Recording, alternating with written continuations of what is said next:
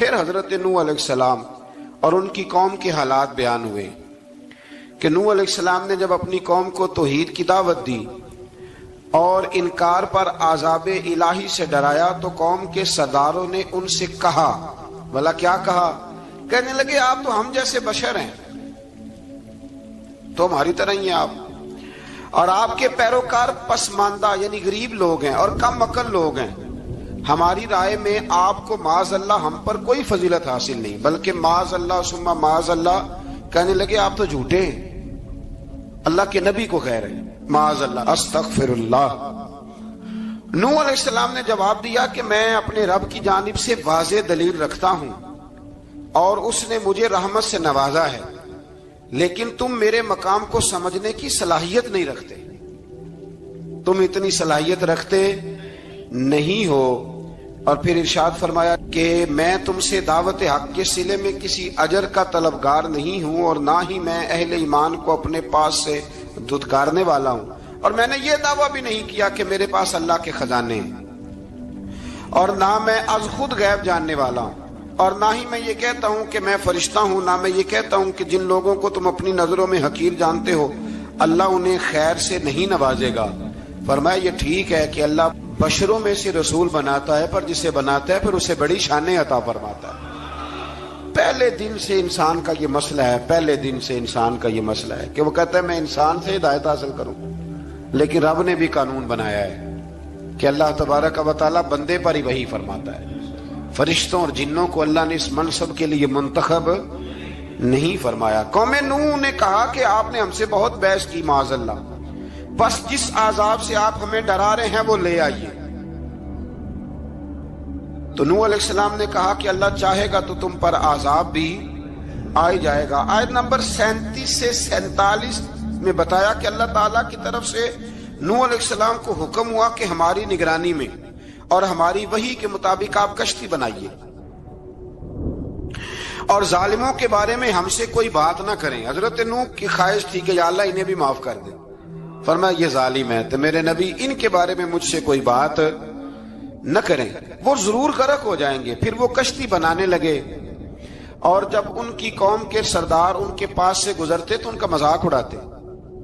یہ آپ کیا کر رہے ہیں؟ آج بھی وزیر مشیر بڑے بڑے لوگ اللہ ماشاءاللہ دینداروں کا مذاق اڑاتے نہیں؟ اڑاتے ہیں کہ نہیں اڑاتے مذاق؟ یہ کن کا طریقہ ہے؟ یہ تو قرآن مجید کہہ رہا ہے کہ حضرت نوح کی قوم جو کافر تھی ان کا طریقہ ہے اہل ایمان کا مذاق اڑانا۔ تو وہ مذاق اڑانے لگے۔ نوح علیہ السلام نے کہا کہ وہ وقت آنے والا ہے کہ جب تمہارا مذاق اڑایا جائے گا اور تمہیں پتہ چل جائے گا کہ رسوا کن عذاب کس پر آئے گا۔ اللہ تعالیٰ نے فرمایا جب ہمارا حکم عذاب آ پہنچا اور تندور ابلنے لگا، تندور سے آگ نکلا کرتی ہے، پانی نہیں نکلا کرتا، اور نوح علیہ السلام کی قوم پر جب عذاب آیا تو پانی تندور سے نکلا، تندور سے اللہ نے پانی نکالا، جہاں سے پانی نکلا نہیں کرتا، تندور ابلنے لگا۔ اللہ اکبر۔ تو اللہ تبارک و تعالیٰ نے فرمایا تو ہم نے نوح علیہ السلام سے کہا کہ آپ خود اور اپنے گھر والوں کے ساتھ اس کشتی میں سوار ہو جائیں اور اہل ایمان کو بھی سوار کر لیں، اور ہر چیز کے جوڑے یعنی نر اور مادہ کو سوار کر لیں، اور ان کے ساتھ ایمان والے بہت کام تھے۔ حضرت نوح علیہ السلام دعائیں پڑھتے ہوئے سوار ہو گئے۔ پھر کیا ہوا؟ کشتی انہیں پہاڑوں جیسی موجوں میں لے جا رہی تھی کہ نوح علیہ السلام الگ کھڑے ہوئے اپنے بیٹے سے فرمانے لگے اے بیٹے ہمارے ساتھ کشتی میں سوار ہو جا اور کافروں کے ساتھ نہ رہو۔ اس نے یعنی نوح علیہ السلام کے بیٹے نے کہا کہ میں آپ کے ساتھ نہیں بیٹھوں گا، ابھی کوئی پہاڑ آئے گا تو میں پہاڑ کی پناہ لے لوں گا۔ اگر کسی نیک آدمی کا بیٹا کبھی غلط نکل آئے تو اس کا مطلب یہ نہیں کہ اس نے تربیت ٹھیک نہیں کی، ہاں یہ اعتراض چھوڑ دیں، اس لیے کہ نوح علیہ السلام کا بیٹا کافر ہو گیا۔ اور جب سیلاب نظر آیا تو اس سے کہا کہ آجا سوار ہو جا، تو کہنے لگا میں نہیں بیٹھوں گا، میں تو کسی پہاڑ کی پناہ لے لوں گا اور میں اس کے اندر چھپ جاؤں گا اور وہ پہاڑ مجھے پانی سے بچا لے گا۔ نوح علیہ السلام نے کہا آج اللہ کے حکم کے سوا کوئی بچانے والا نہیں ہے سوائے اس کے جس پر اللہ رحم فرمائے۔ پھر ان دونوں کے درمیان موج حائل ہو گئی، ایسے ایک موج اٹھی اور حضرت نوح کا بیٹا ڈوب گیا۔ اور جب حضرت نوح کا بیٹا ڈوبا، اللہ کی طرف سے حکم ہوا اے زمین اپنا پانی نگل لے، اے آسمان تھم جا، پانی خوش ہو گیا، اللہ کا فیصلہ نافذ ہو گیا اور کشتی کوہ جودی پر ٹھہر گئی۔ نوح علیہ السلام نے اللہ سے التجا کی، کیا میرے پروردگار میرا بیٹا اور میرے اہل سے ہے، اور تیرا وعدہ سچا ہے کہ تم میرے اہل کو بچا لے گا۔ اللہ نے فرمایا نوح وہ آپ کے اہل میں سے ہے ہی نہیں، وہ آپ کے اہل میں سے ہے ہی نہیں۔ اہل میں سے وہ ہوگا جو آپ کے طریقے پہ چلے گا، جو طریقے پہ نہ چلے وہ نسل میں سے ہے ہی نہیں، وہ ختم ہو گئی بات۔ اللہ اکبر۔ اس کے اعمال ٹھیک نہیں، جس بات کی حقیقت کا آپ کو معلوم نہ ہو اس کے بارے میں سوال نہ کریں۔ تو نوح علیہ السلام نے اللہ تعالیٰ سے اپنی اس اجتہادی خطا پر مغفرت اور رحم کی دعا کی۔ پھر طوفان نوح تھم جانے کے بعد وہ سلامتی کے ساتھ اتر گئے۔ اجتہادی خطا، میں نے ایک لفظ بولا ہے، یہ اجتہادی خطا کا مطلب یہ ہے کہ بعض اوقات انبیاء سے ایسی باتیں سرزد ہو جاتی ہیں کہ جو تعلیم امت کے لیے ضروری ہوتی ہیں، تاکہ لوگوں کو پتہ چل جائے کہ اللہ کی بارگاہ میں توبہ کیسے کرنی۔ اگر وہ لوگ توبہ نہ کرتے تو ہمیں توبہ کے طریقے سمجھ میں، یعنی ان سے اجتہادی خطا ہو گئی، کہنے میں کرنے میں کوئی ایسی بات ہو گئی جو بظاہر اللہ تعالیٰ کی رضا والی، تو فوراً معافی مانگ لیتے تھے۔ لیکن اب امتی اٹھ کے کہے کہ نبی گناہ گار ہے معاذ اللہ۔ حضرت آدم نے دعا مانگی تھی نا، ربنا ظلمنا انفسنا، اے اللہ ہم نے اپنی جانوں پر ظلم کیا۔ انہوں نے کہا تھا تو اگر کوئی بندہ حضرت آدم کو ظالم کہے گا تو کافر ہو جائے گا، تو اگر وہ کہے کہ وہ تو خود کہہ رہے ہیں، ایک بندہ اڑ جاتا ہے، کہتے ہیں جو خود کہہ رہے ربنا ظلمنا، تو خدا کے بندے وہ اللہ کے نبی ہیں، وہ رب سے کہہ رہے ہیں، وہ عاجزی کے طور پر کہہ رہے ہیں۔ کچھ لوگ اڑ جاتے ہیں، کہتے ہیں خود حضور نے کہا ہے جی انا بشر مثلکم، میں تمہاری طرح کا بشر ہوں، خود نبی پاک نے کہا ہے۔ عجیب بیوقوف بندے ہو، نبی کریم تو کہہ سکتے ہیں پر امتی اٹھ کے نہیں کہہ سکتا۔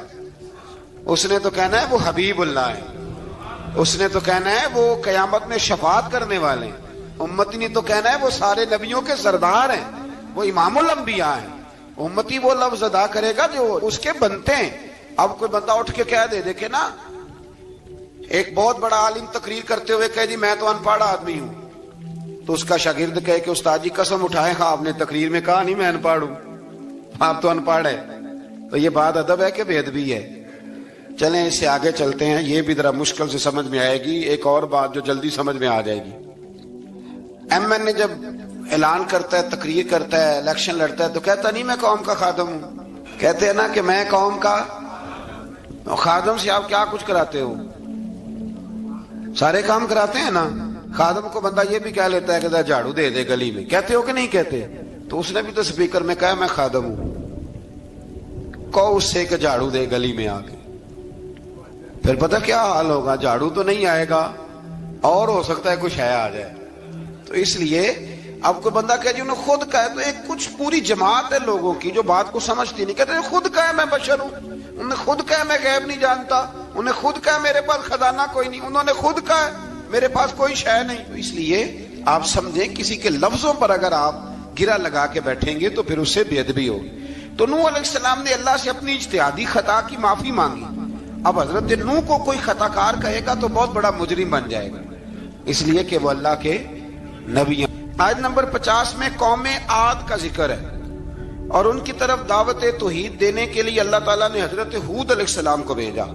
ہود علیہ السلام نے قوم سے کہا کہ میں تم سے کسی چیز کا اجر طلب نہیں کروں گا، میرا اجر میرے اللہ کی بارگاہ میں ہے، پاس تم اپنے رب سے بخشش مانگو، پھر اس کی بارگاہ میں توبہ کرو، اللہ تعالیٰ تم پر موسلا دار بارش برسائے گا اور تمہاری قوت میں اضافہ فرمائے گا۔ قوم عاد نے دعوت حق کو رد کیا اور ایمان نہ لائے، بلکہ ہود علیہ السلام پر طنز کیا۔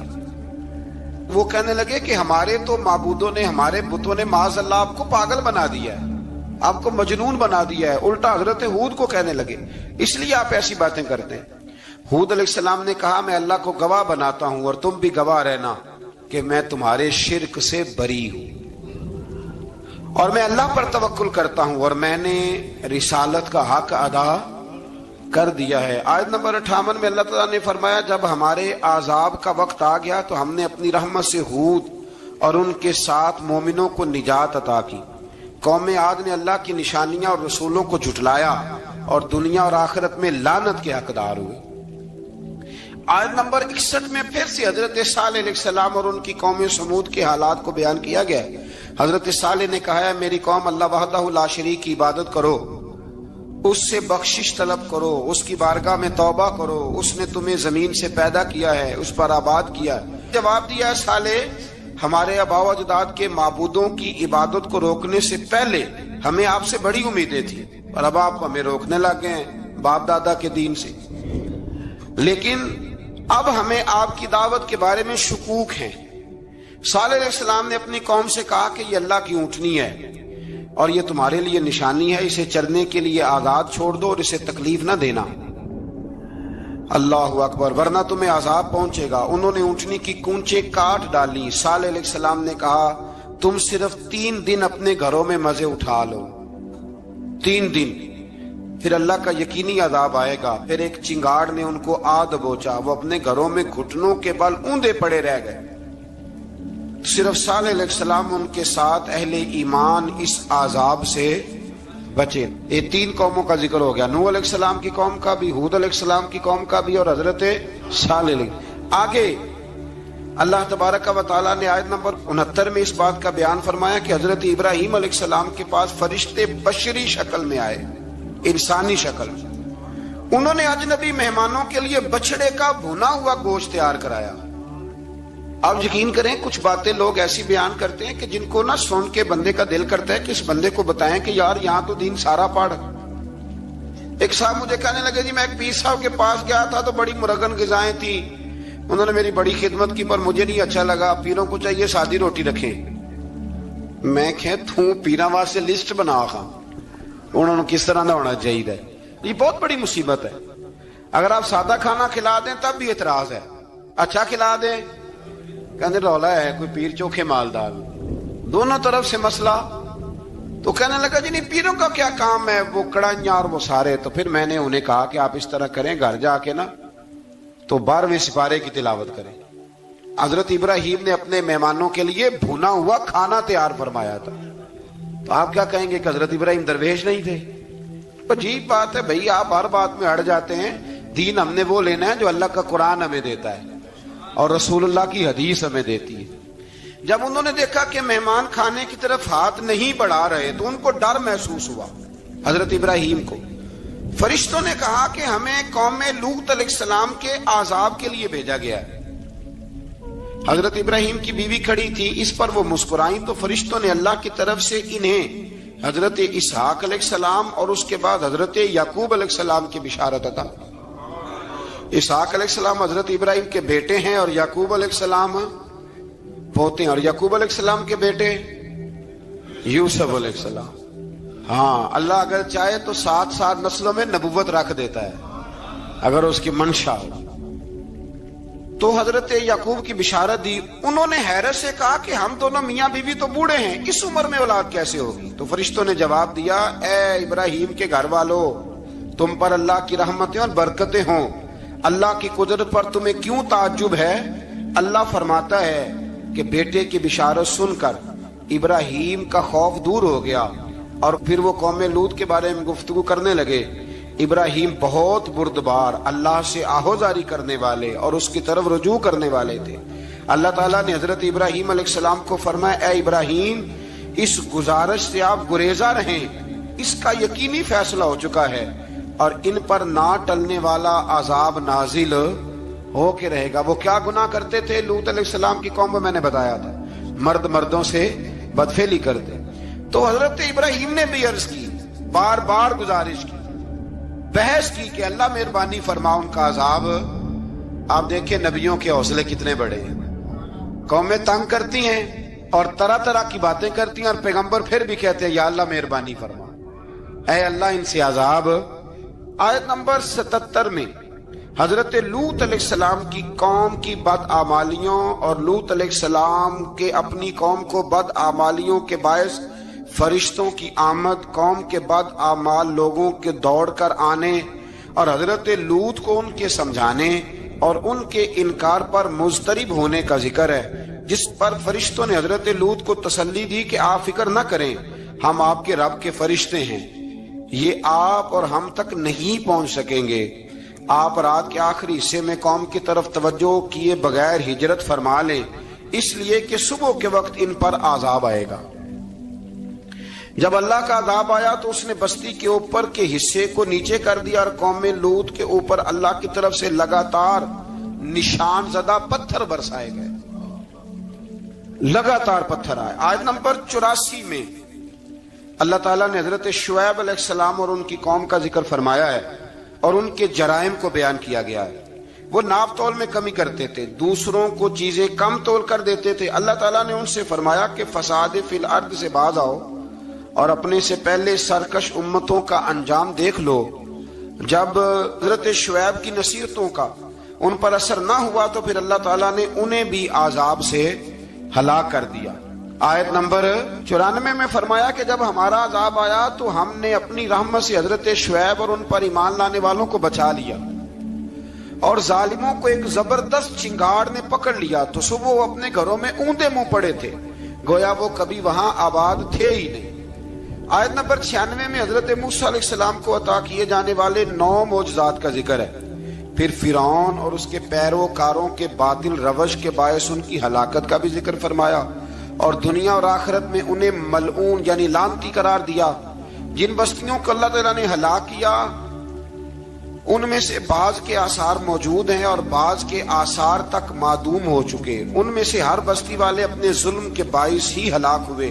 اللہ تعالیٰ کسی پر ظلم نہیں فرماتا، لوگ خود اپنی جانوں پر ظلم کرتے ہیں۔ جو شخص عذاب آخرت سے ڈرتا ہے اس کے لیے اس میں نشانیاں موجود ہیں۔ آیت نمبر 106 سے اللہ تعالیٰ نے انجام کے اعتبار سے لوگوں کی 2 قسمیں بیان کی۔ 2 قسمیں فرمایا، ایک ہیں سعادت مند لوگ اور دوسرے ہیں بدبخت۔ فرمایا بدبختوں کا ٹھکانہ جہنم ہے جس میں وہ ہمیشہ رہیں گے، اور نیک بختوں کا ٹھکانہ جنت ہے، وہ ہمیشہ اسی میں رہیں گے، اور ان کے لیے اللہ کی طرف سے نا ختم ہونے والی عطائیں۔ آیت نمبر 110 میں حضور صلی اللہ علیہ وسلم کو تسلی دی گئی کہ جس طرح یہ لوگ قرآن کے بارے میں اختلاف کرتے ہیں، اسی طرح قوم موسیٰ نے تورات کے بارے میں بھی اختلاف کیا تھا، اور اللہ نے ان کے اعمال کا پورا بدلہ انہیں دیا۔ آیت نمبر 112 سے سرکشی کو چھوڑ کر احکامات دین پر استقامت اختیار کرنے اور ظالموں کے ساتھ میل جول رکھنے سے بچنے کا حکم دیا گیا ہے، اور فرمایا کہ ظالموں سے میل جول کا انجام دوزخ کی آگ ہے۔ ہم لوگ نہ شکوہ کرتے ہیں، کسی حکومت کو بنے ہوئے 6 مہینے گزرتے ہیں تو شکوہ شروع ہو جاتا ہے، حالانکہ وہ خود تو نہیں نہ بنتے، ان کو کوئی بنانے والا ہے۔ تو ظالم کا جو مددگار ہوتا ہے وہ بھی ظالم ہوتا ہے، اس لیے احتیاط کریں۔ اور یہ صرف سیاستدانوں کی بات نہیں، دنیا کے ہر معاملے میں آپ غور کریں کہ آپ کسی ظالم کے مددگار تو نہیں۔ اللہ تعالی ہمیں حق پر استقامت عطا فرمائے۔ آیت نمبر 114 میں دن کے دونوں طرفوں میں اور ابتدائی رات کے کچھ حصے میں اللہ تعالیٰ نے نماز قائم کرنے کا حکم دیا ہے۔ رات کے کچھ حصے میں بھی نماز پڑھنی چاہیے، اور یہ بھی بتایا کہ بے شک نیکیاں گناہوں کو مٹا دیتی ہیں، اور یہ نصیحت قبول کرنے والوں کے لیے نصیحت ہے۔ آیت نمبر 120 میں اللہ تعالیٰ نے فرمایا کہ ہم آپ صلی اللہ علیہ وسلم کو رسولوں کی تمام خبریں آپ کے دل کی تسکین اور تقویت کے لیے بیان کرتے ہیں، اور ان میں مومنوں کے لیے نصیحت اور عبرت ہے کہ ان ساری باتوں سے عبرت پکڑ لو۔ بچہ صرف وہی جو اللہ کے نبیوں کے طریقے پہ چلا اور نبیوں کے ساتھ رہا، باقی بچ سکے نہیں۔ اللہ تعالیٰ کی طرف سے توحید و رسالت اور وقوع قیامت کے دلائل بھی ہیں۔ آیت نمبر 123 میں فرمایا کہ آسمانوں اور زمینوں میں سب غیب اللہ ہی کے ساتھ مختص ہیں، اور ہر کام اسی کی طرف لوٹایا جاتا ہے۔ آپ اسی کی عبادت کیجئے، اسی پر توکل کیجئے، اور آپ کا رب لوگوں کے اعمال سے غافل نہیں ہے۔ اسی بارے میں آگے سورۃ یوسف شروع ہو رہی ہے۔ اس کو اللہ تعالیٰ نے کہا ہے کہ یہ بڑا پیارا قصہ ہے، احسن القصص کا، قصوں میں سونا قصہ۔ تو یہ کچھ 12ویں پارے میں اور کچھ 13ویں پارے میں ہے۔ میں نے یہ ارادہ کیا ہے کہ یہ ایک ہی دن پوری بیان کی جائے۔ قوم سبت کا ذکر فرمایا اللہ نے۔ ہفتے والے دن کچھ لوگ نافرمانی کرتے، ہمارے بھی ہیلے بہانے ہیں نا آج کل کاروبار میں، تو اسی सिपारे की आयत नंबर 65 के अंदर अल्लाह ताला ने हजरत दाऊद की कौम का जिक्र किया कि अल्लाह ने उन्हें हुक्म दिया था कि हफ्ते वाले दिन मछलियां नहीं पकड़नी, तो वो कहते थे चलो हाथ लगा के नहीं पकड़नी, हाथ लगा के। वो हमारे लोग हीले बहाने तलाश कर लेते हैं ना, वो बड़े जनाब इंश्योरेंस वाला आ गया, अब वो बैंक वाला आ गया, वो फलाने साहब आ गए, वो तरोड़ मरोड़ के कहानियां बातें, और फिर हमें भी रास्ते मिल जाते हैं बचने के। मुफ्ती साहब ने कह दिया था, ओ एक मौलाना से मैंने इनको कहा हफ्ते वाले दिन मछलियां नहीं पकड़ने का, नहीं पकड़ते, छोटे छोटे हौज बना लिए, तो मछलियां ज्यादा आती थी उस दिन। ये भी अल्लाह की कुदरत थी, नमाज के वक्त गाहक ज्यादा आते हैं, ये उसकी कुदरत होती है। तो वो मछलियां हौज में जमा हो जाती हैं, यूं समझ लें कि जाल इन्होंने लगा लिए हुए थे, तो जाल में वो फंसती रहती थी, हौजों में आती रहती थी। हफ्ते को नहीं पकड़ते थे, इतवार को पकड़ लेते थे, तो फिर अल्लाह ने इन्हें सजा दी। फरमाया तमाशे करते हो अल्लाह के हुक्म के साथ। क्या सजा दी? फकुलना लहुम कूनू किरादतन खासीन, फरमाया बंदर बन जाओ धुतकारे हुए। जो रिस्क हराम तरीके से कमाते थे रब उन्हें बंदर बना देता था। अभी भी मैंने देखे हैं बड़े बड़े ताजर पागलों जैसी जिंदगी गुजार रहे हैं, नफसियाती तौर पे सुकून नहीं है, करोड़ों रुपया पड़ा है। क्यों? इसलिए कि रब के बताए हुए तरीके के मुताबिक तिजारत नहीं करते। आगे एक और दिलचस्प बात आ गई। बनी इसराइल के अंदर ना एक शख्स ने अपने चचा को कत्ल कर दिया जायदाद के लिए। ये देखें कब से लोग जायदाद के लिए कत्ल करते आ रहे हैं। चचा को कत्ल कर दिया, और कत्ल करके हजरत मूसा अलैहिस्सलाम के पास आए कि मेरे चचा को किसी ने कत्ल कर दिया है, तो बताएं क्या करना है। तो आपने फरमाया कि गाय ज़िबा करो और उसका एक टुकड़ा मकतूल को मारो, मरने वाले को, वो खुद उठ के बता देगा मुझे किसने कत्ल किया है। अब इरादा नहीं था गाय ज़िबा करने का, तो बहाने करने लगे। इरादा नहीं ना होता तो फिर क्या होते हैं? कहने लगे गाय किस तरह की हो, बूढ़ी हो के बच्ची हो, रंग कैसा हो, जवान हो के छोटी हो, हाल में एक दफा चलना सीख गई हो या अभी ना सीखी हो। तो बताते गए तो रब भी शर्तें बयान करता गया। गहरे जर्द रंग की हो, हाल के अंदर उसे ना चलाया गया हो, पानी ना निकाला गया हो, ना बच्ची हो ना जवान हो, इसके दरमियान हो। ये सारी शर्तें कहां पाई जाती थी? हजरत मूसा अलैहिस्सलाम की कौम का एक शख्स था जो अल्लाह का वली था। वो जब इंतकाल करने लगा ना, अल्लाह अकबर, देखो रब वलियों की औलादों पर भी कितना फजल फरमाता है। वो जब इंतकाल करने लगा तो एक उसके पास छोटी सी बच्चियां थी, गाय की बच्ची, उसने जंगल में छोड़ दी। कहने लगा या अल्लाह मैं तेरे नाम पे छोड़ता हूं, मेरा बच्चा जवान हो जाए तो उसे दे देना, और तो सरमाया ही कोई नहीं। बच्चा बड़ा हुआ तो बच्चा भी बड़ा नेक था, अपनी माँ का बड़ा फर्मा बरदार था। उसकी माँ ने कहा बेटा तेरे बाप ने एक गाय छोड़ी थी। तो बच्चा जंगल में गया और जाके कहने लगा ऐ अल्लाह मेरी गाय मुझसे मिला दे। तो रब करीम ने वो गाय वापस कर दी। वो गाय घर ले आया। अब वो कहने लगा अम्मा बेच दूं, तो अम्मा कहने लगी बेटा मेरे पूछे बगैर ना बेचना। कई दफा गाहक लगे पर उसने कहा जब तक मेरी अम्मा ना कहेगी मैं बेचूंगा। उधर बनी इसराइल वाले शर्तें जितनी गाय के बारे में पूछ चुके थे वो सारी इसी गाय में पाई जाती थी। तो ये ढूंढते ढूंढते वहां पहुंच गए। तो कहने लगे गाय चाहिए। तो उसने कहा भी तुम्हारी मर्जी से नहीं, कीमत मेरी मर्जी की। एक मुफस्सर ने तो यहां तक लिखा है कि उसने कहा गाय ज़िबा करके ना, तो जितना गाय के अंदर गोश्त होगा ना उतना ही खाल के अंदर तो मुझे माल भर के दोगे, उतने सिक्के भर के दोगे, उतनी अशरफियां भर के दोगे, तो फिर तुम्हें गाय दूंगा। तो फिर ये गाय उन्हें मिली और ये गाय लेकर के आए। ज्यादा सवालात ना करते तो ज्यादा उलझते ना। हम भी दीन के मामले में बड़े सवाल जवाब करते हैं, उतना सवाल करें जितनी उसकी जरूरत है। इन लोगों ने सवालात ज्यादा किए तो फिर उलझ ज्यादा गए। तो मेरे भाई इसका जिक्र भी अल्लाह तबारक व तआला ने पहले पारे के अंदर बयान फरमाया। फिर अल्लाह करीम ने फरमाया कि कुछ ऐसे लोग भी हैं यहूदियों में से जिनका दावा हो गया है कि हम अल्लाह के बड़े प्यारे हैं। फरमाया ये सिर्फ उनके मुंह की बातें हैं, ये तो क़यामत में पता चलेगा ना कि अल्लाह का प्यार किसके साथ ज्यादा है। और फिर ये भी यहूदियों ने दावा किया है, इसी पारे में अल्लाह फरमाते हैं कि इनका दावा है कि हम अल्लाह के बड़े प्यारे हैं, जन्नत में हम ही जाएंगे। तो अल्लाह फरमाते हैं फिर मरने की दुआ तो करो, जन्नत में तो मर के जाना है ना।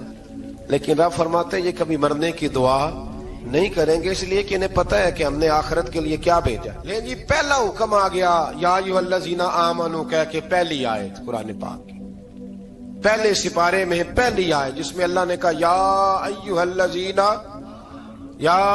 الذین آمنوا، تو پہلا حکم آمنوا کہہ کے آیت نمبر 104 میں جو اللہ نے حکم دیا ہے نا، وہ نبی پاک کی تعظیم کا حکم ہے۔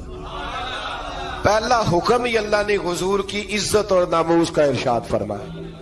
پہلا اس ترتیب کے لحاظ سے وہ ہوا یہ کہ جب نبی پاک کو بات ارشاد کرتے تو صحابہ کرام اٹھ کے عرض کرتے رائینا یا رسول اللہ، حضور سمجھ نہیں آئی ذرا رعایت کر دے۔ تو یہودیوں کی عبرانی زبان کے اندر نہ ذرا کھینچ کے پڑھتے تھے رائینا، تو اس کا معنی بنتا تھا معاذ اللہ اے ہمارے چرواہے، بکریاں چرانے والے کو بھی وہ رائینا کہتے تھے۔ تو جب صحابہ یہ کہنے لگے تو اللہ نے منع ہی کر دیا، فرمایا میرے محبوب کے غلاموں، اس لفظ کے پیچھے چھپ کے، اس لفظ کے پیچھے چھپ کے لوگ میرے نبی کی بے ادبی کر جاتے ہیں، تو جس لفظ کا کوئی ایک معنی بے ادبی والا بنتا ہو وہ لفظ بھی میرے نبی کے لیے نہ کہو، لفظ وہ والے کہو جس میں کوئی بے ادبی کا معنی نکلے نہ۔ یہاں لوگوں نے بڑے بڑے لفظ نہیں بول دیے، پھر کہتے میرا مطلب یہ تھا، میرا مطلب وہ تھا، تو تو نے وہ لفظ بولا کیوں جس کا کوئی غلط مطلب بھی نکل سکتا تھا۔ اللہ نے فرمایا یا ایھا الذین آمنوا لا تقولوا رائینا، اے ایمان والو رائینا کہو ہی نہ۔ تو یا اللہ کیا کہیں؟ فرمایا وقولوا انظرنا، تم کہو یا رسول اللہ ایک نظر فرمائیے، انداز دیکھیے، انظرنا ایک نظر۔ تو ہمارے بزرگ تو پہلے بڑے پیار والوں نے کہہ دیا یا رسول اللہ انظر حالنا، کہتے کہاں سے لاتے ہو جملے؟ میں نے کہا اللہ کی کتاب سے، یا رسول اللہ انظر حالنا یا حبیب اللہ اسمع قالا، تو تم کہو انظرنا، محبوب نظر کرم کرے، واسمعوا، اور کیا ضرورت ہے دوبارہ پوچھنے کی؟ اللہ کہتا ہے پہلے ہی دھیان سے سنا کرو، پہلے ہی واسمعوا، پہلے ہی احتیاط سے سنو، وللکافرین عذاب علیم، اور کافروں کے لیے دردناک عذاب ہے۔ لے جی اسی پارے میں اللہ تبارک و تعالیٰ نے پھر اہل یہود کا ذکر کیا، تو یہود کہنے لگے کہ ہم حضرت ابراہیم کے ماننے والے ہیں، تو اللہ کریم نے وہ بھی ذکر کیا کہ میں نے تو ابراہیم کو آزمایا ہے، وَإِذِ ابْتَلَىٰ إِبْرَاهِيمَ رَبُّهُ بِكَلِمَاتٍ فَأَتَمَّهُنَّ، ہم نے ابراہیم کو کچھ چیزوں سے آزمایا ہے، وہ ہماری آزمائش پہ پورے اترے۔ قَالَ إِنِّي جَاعِلُكَ لِلنَّاسِ إِمَامًا، تو پھر ہم نے انہیں کہا کہ ہم آپ کو پوری دنیا کا امام بنائیں گے۔ وہ آزمائش کیا تھی؟ آگ میں جانا بھی آزمائش، بیٹے کا نہ ہونا بھی آزمائش، بیٹا ہوا تو پھر اسے وادی غیر ذی زرع میں چھوڑ کے آنا بھی آزمائش، بڑا ہوا تو پھر ذبح کرنا بھی آزمائش۔ فرمایا جہاں جہاں آزمایا ہے نا، ابراہیم ہماری آزمائش میں پورے اترے۔ فرمایا تو مفت میں حضرت ابراہیم کی اولاد بنتے ہو اور ان کا نام لیتے ہو اور ان کے ساتھ اپنا تعلق بناتے ہو، دیکھو تو صحیح وہ کتنی آزمائشوں سے گزرے۔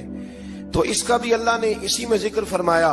اور پھر وہ بات کرتے تھے حضرت یعقوب کی اور حضرت اسحاق کی، تو فرمایا وہ تو ہمارے اتنے خاص بندے تھے کہ وصال کا وقت بھی انہوں نے اپنی اولادوں کو نصیحت فرمائی تھی کہ اللہ کی توحید پہ قائم رہنا، اس کا ذکر بھی اللہ نے اسی پارے میں بیان فرمایا۔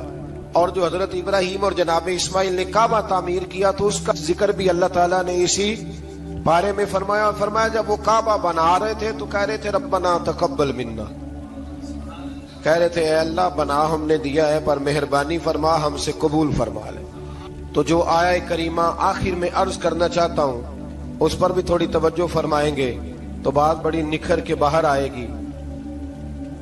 یہ 16ویں رکوع کے اندر اللہ نے پھر یہود کا اور عیسائیت کا ذکر فرمایا، تو اللہ کریم نے ایک بات ارشاد فرمائی، یہودیوں کے ہاں جب کوئی بچہ پیدا ہوتا تھا پیلے رنگ کے ساتھ اس کو رنگتے تھے، یا کوئی خاص رنگ تھا ان کا، بچہ پیدا ہوتا تو اس پر وہ رنگ چڑھاتے کہ یہ جی ہمارے مذہب کا رنگ ہے۔ ہمارے ہاں بھی رسمیں ہیں نا اپنی اپنی، معاذ اللہ اپنی اپنی نہیں ہونی چاہیے، اللہ رسول کا حکم ہونا چاہیے۔ تو یہودیوں کے ہاں بچہ پیدا ہوتا تو ایک خاص رنگ چڑھاتے، عیسائیوں کے ہاں پیدا ہوتا تو وہ بھی ایک خاص رنگ چڑھاتے۔ تو مسلمانوں کے ہاں بچے پیدا ہوئے تو انہوں نے بھی توجہ کی کہ یہ کیا ہو رہا ہے، تو رب کریم نے فرمایا صبغۃ اللہ، رنگ اللہ کا ہی ہے، ومن احسن من اللہ صبغہ، اور فرمایا اللہ کے رنگ سے زیادہ خوبصورت کس کا رنگ ہو سکتا ہے؟ اللہ کا رنگ کیا ہے؟ لا الہ الا اللہ محمد رسول اللہ صلی اللہ علیہ. فرمایا نیلے پیلے کالے رنگ نہ چڑھاؤ، اپنے ذہن پر توحید و رسالت کا رنگ چڑھاؤ. یہ سب سے بہترین رنگ ہے. اگر تمہارے ذہنوں پر رب رسول کی توحید کا رنگ چڑھ گیا تو یہ وہ والا رنگ ہے، پھر تمہیں کسی اور رنگ کی طرف جانے کی ضرورت نہیں پڑے گی. تو فرمایا رنگ وہ پیدا کرو جو توحید کا ہے، رسالت کا ہے، اس رنگ کی توجہ کرو. قرآن مجید کے اس پارے میں اللہ کریم نے مختلف باتیں بیان کر کے آخری رکوع میں یہ جو رنگ کا ذکر فرمایا نا، تو یہ لگتا ہے پورے پارے کا خلاصہ ہے کہ رب کریم نے فرمایا اصل بات یہ ہے کہ تمہاری سوچوں پہ رب رسول کی توحید و رسالت کا رنگ ہونا چاہیے. وہ ایک دفعہ مسلمہ کذاب بے ایمان کہنے لگا میں نے بنا لیا ہے قرآن پاک کا جواب. معاذ اللہ. جواب کیا بنایا؟ وہ سورت ہے نا القاریہ تو ملکاریہ وما ادراک ملکاریہ، کھڑکھڑانے والی. کیا ہے کھڑکھڑانے والی؟ تمہیں کیا پتا کیا ہے کھڑکھڑی؟ قیامت کا ذکر ہے. کہنے لگا میں نے اس جیسی صورت بنا لیا. تو کیا بنایا؟ الفیل ملفیل وما ادراک ملفیل. کہنے لگا ہاتھی. تمہیں کیا پتا کیا ہاتھی؟ تم کیا جانو کیا ہاتھی؟ تو پاس جو اس کے اپنے بیٹھے تھے نا چیلے، کہنے لگے چپ کر جا، سارے زمانے کو پتا ہاتھی کیا ہوتا ہے. تو پاگل ہے، اس کے دو کان ہوتے ہیں، ایک سونڈ ہوتی ہے، 4 اس کے پیر ہوتے ہیں. بیوقوف آدمی قرآن کا مقابلہ کرنا ہے تو وہ چج کے ساتھ کر. پاگلوں کی طرح مقابلہ کرے گا، جوتے کھائے گا بھی، ہمیں بھی پڑھوائے گا. تو قرآن مجید کا کوئی مقابلہ کر سکا؟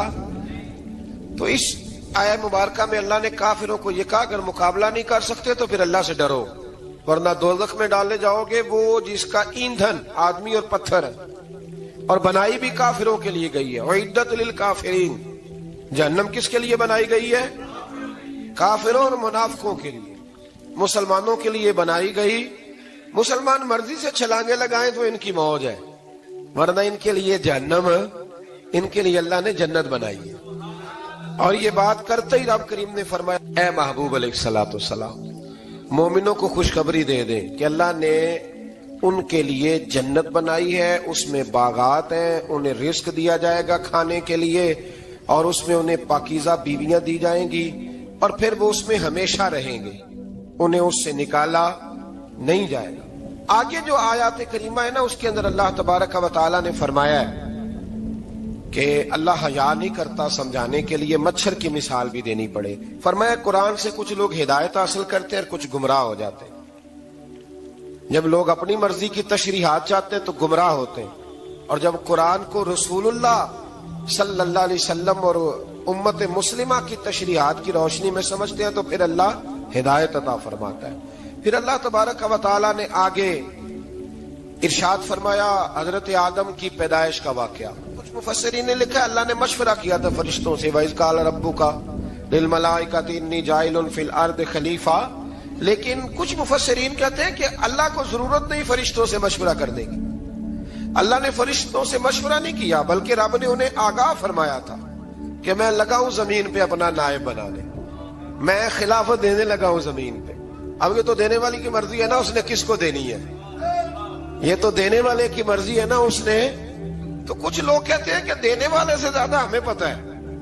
تو فرشتوں کو بھی یہ اجتہادی خطا ہو گئی، کہنے لگے یا اللہ اسے نہ بنانا، یہ فساد کرے گا، یہ خون ریزیاں کرے گا. تو اللہ نے فرمایا جو میں جانتا ہوں وہ تم.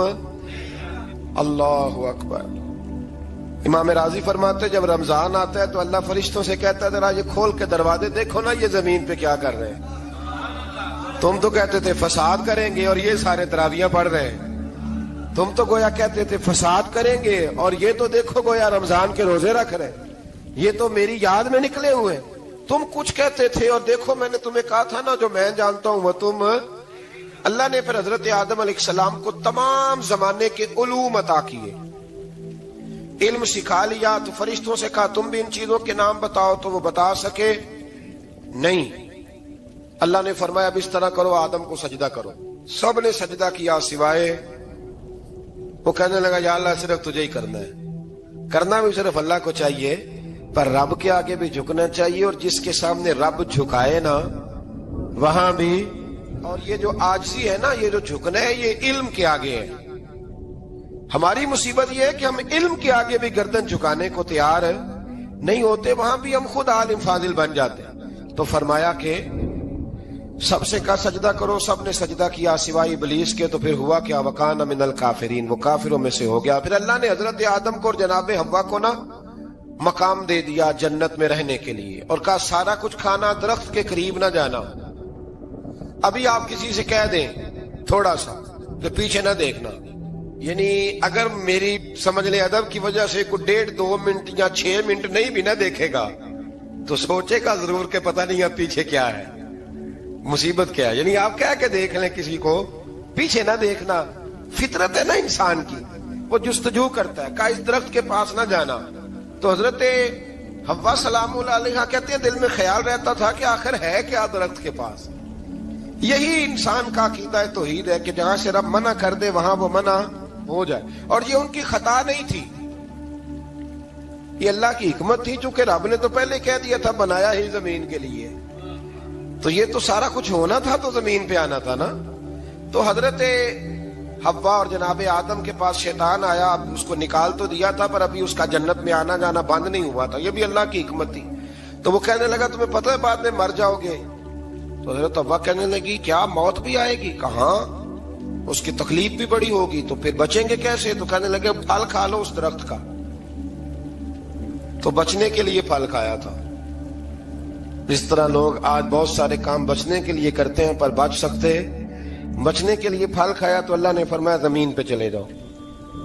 تو حضرت آدم زمین پہ آئے، پھر کئی 100 سال روتے رہے، فَتَلَقَّى آدَمُ مِن رَبِّهِ کَلِمَاتٍ، تو پھر اللہ نے خود ہی جناب آدم کو کچھ کلمے سکھائے۔ علامہ اسماعیل لکی فرماتے ہیں وہ کلمے یہ تھے کہ حضرت آدم نے میرے نبی کا وسیلہ پیش کیا، تو اللہ کریم نے جناب آدم کی دعا کو مقبول فرما لیا۔ پھر آگے بنی اسرائیل کا ذکر آ جاتا ہے۔ اللہ تعالیٰ نے بنی اسرائیل، آج آپ اسی قوم کو یہودی کہتے ہیں، ان کو اللہ نے اس زمانے میں فضیلت عطا کی تھی بہت زیادہ۔ تو عرب کے اندر جب نبی پاک علیہ السلام نے اعلان نبوت کیا تو کچھ لوگوں نے یہ کہہ دیا کہ اگر یہ یہودی کلمہ پڑھ لیں گے تو ہم بھی پڑھ لیں گے۔ تو پھر اللہ نے انہیں یاد کرایا کہ تم اصل میں کیا ہو، تمہیں کلمہ پڑھنا چاہیے۔ تو اہل یہود کا تذکرہ کرتے کرتے رب کریم نے ایک بات یہ بھی ارشاد فرمائی کہ تم لوگوں کو تو کہتے رہے ہو کہ وہ نبی آنے والے ہیں، وہ نبی آنے والے ہیں، اور جب آ گئے ہیں تو ماننے کو تیار نہیں ہو۔ تو فرمایا تأمرون الناس بالبر وَتَنْسَوْنَ أَنفُسَكُمْ وَأَنْتُمْ تَتْلُونَ الْكِتَابَ، لوگوں کو بھلائی کا حکم دیتے ہو اور اپنے آپ کو بھول جاتے ہو، افلا تعقلون، تمہیں عقل نہیں؟ پھر اللہ نے انہیں یہ بھی یاد کرایا کہ یاد کرو وہ زمانہ کہ جب فرعون نے خواب دیکھ لیا تھا کہ کوئی بچہ اس کی سلطنت کو تباہ کرے گا، تو پھر اس نے تمہارے بچوں کو ذبح کرانا شروع کیا اور تمہاری بیٹیوں کو چھوڑتا تھا۔ فرمایا یہ بھی تو تم نے دیکھا، میں نے تمہیں پھر تم سے کہا جہاد کرو قوم عمالقہ کے خلاف، تو مقام طیہ میں جا کے یہ لوگ کہنے لگے ہم سے جہاد نہیں ہوتا۔ اللہ نے انہیں ایک میدان میں قید کر دیا۔ بڑی دلچسپ بات، قید تو لوگ ہوتے ہیں نا چار دیواری میں، تو اللہ نے بنی اسرائیل والوں کو جب انہوں نے کہا ہم جہاد نہیں کریں گے تو اللہ نے میدان میں قید کر دیا۔ میدان میں، یہ یاد رکھیں، جب انسان اللہ کی نافرمانی کرتا ہے تو اسے ایسی قید ملتی ہے جس کا اس نے تصور بھی نہیں کیا ہوتا۔ ایک میدان ہے مقام طیہ، قید ہو گئے، سارا دن سفر کرتے تھے، سارا دن، تو رات کو تھک کے سوتے تھے، صبح اٹھتے تھے نا جب، تو وہیں ہوتے تھے جہاں کل صبح چلے تھے۔ تو رب جب کسی کو قیدی بناتا ہے تو اسے زنجیروں کی، سلاخوں کی ضرورت ہے۔ دعا فرمائے اللہ تبارک و تعالی غموں سے نجات عطا فرمائے، یہ دعا فرمائے، ایسی قید دیتا ہے کہ جس سے پھر چھٹکارا ہو سکتا۔ تو بنی اسرائیل کا بہت زیادہ تذکرہ اس بارے میں اللہ تبارک و تعالی نے پھر بیان کیا، اور پھر کہا کہ انہیں جو حکم دیا جاتا تھا یہ اس کی سرتابی کرتے تھے، پھر اللہ نے ان پر ذلت نازل کر دی اور یہ ہمیشہ اس کا شکار ہے۔ صلی علی سیدنا و مولانا محمد، اللہم صلی علی سیدنا و مولانا محمد۔ اللہ کے شیر ہے در کرار پر درود، اللہ کے شیر ہے در کرار پر درود، کے شیر غدر کرار پر درود، حضرت حسن حسین کے کردار پر درود اللہم صلی علی سیدنا و مولانا محمد وعلی سیدنا علی و سیدتنا فاطمہ و سیدتنا زینب و سیدنا حسن و سیدنا حسین وعلی آلہ و صحبہ و بارک وسلم زینب کی بارگاہ میں زینب کی بارگاہ میں زینب کی بارگاہ میں زینب کی بارگاہ میں سلام نیاز ہے زینب کی بارگاہ میں سلام نیاز ہے جو مرتضیٰ کی لاڈلی زہرا کا ناز ہے اللہم صلی علی سیدنا و مولانا محمد وعلی سیدنا علی و سیدتنا فاطمہ و سیدتنا زینب و سیدنا حسن و سیدنا حسین